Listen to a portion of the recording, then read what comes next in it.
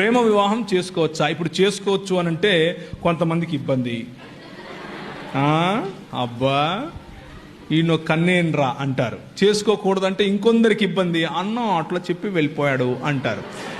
ఏం చేయాలి ఇప్పుడు? నేను ఏం చేస్తానంటే నేనేం చేశానో చెప్తాను. అయిపోయిందా? ఏమంటారు? నేనేం చేశానో చెప్తే అయిపోతుందా?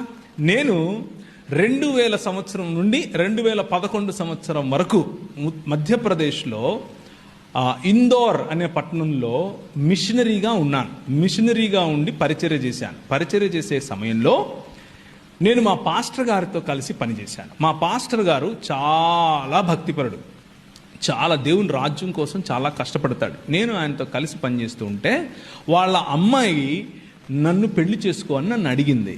నేను మా పాస్టర్ గారికి చెప్పాను.